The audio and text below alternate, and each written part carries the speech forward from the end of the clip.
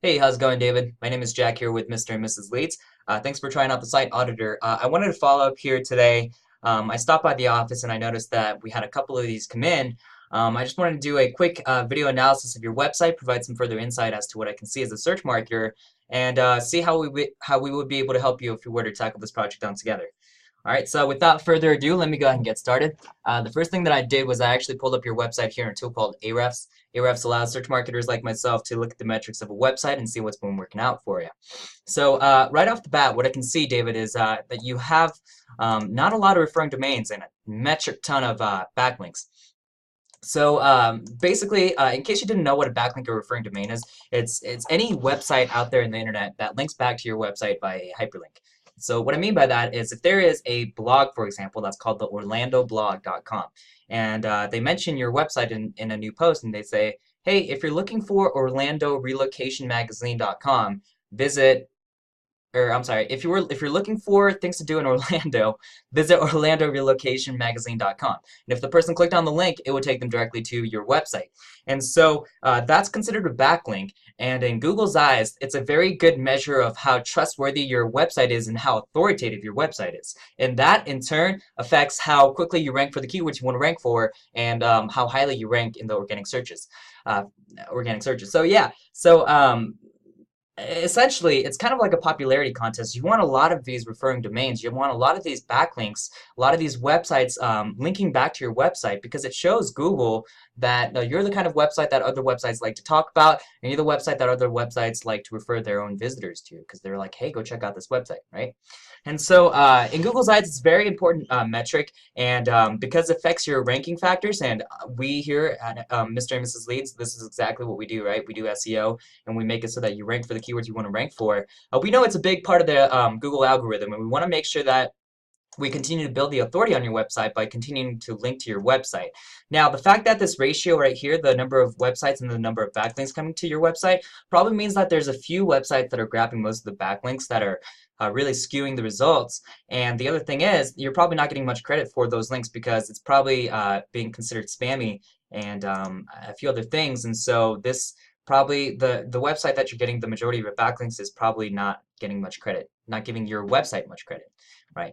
So we want to shoot for about 300-400 referring domains, 1 to 4,000 backlinks, all right? And that's absolutely something that we would help you out with because that's our job.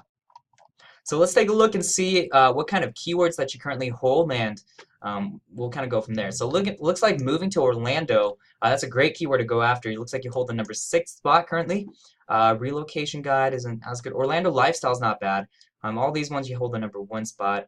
Moving to Orlando, Florida, that's another good one you should rank for. Um, Florida, relocation guides, move to Orlando, relocation of Florida. Yeah, these aren't bad. I mean, you just got a lot of pages that specifically talk about areas in Orlando, as well as some target keywords. Now, what I did was I actually entered your the phrase Orlando into our Keywords Explorer. It allows us to pull some metrics about the actual keyword as well as similar keywords and lets us look at some of the metrics on it. And so let's take a look and see if we can find any ones that might be relevant to your own niche that you provide in Orlando. Orlando weather might be okay. Universal and SeaWorld Orlando. I mean, you could rank for these kinds of things where you have a page built out for Universal Orlando and SeaWorld Orlando, capture traffic that way to your website. Orlando, Florida. The Craigslist gets these. Orlando news might be okay. Things to do in Orlando. Boom. That one is not bad at all. That is absolutely something that I would capture if we were to work on this project together. 43,000 searches per month, 10 keyword difficulty. In case you didn't know, it's on a scale of 0 to 100. It's a general ballpark of how difficult it might be to rank for the keyword. And with a keyword like with a difficulty like 10, yeah, that is definitely something I would want to go after. Let's see what else I can find. Orlando. I mean, hotels, honestly, like if you could refer people from your website to hotels that you work with, and then you make maybe like you get a commission off of that, that could be a great one to rank for. Um,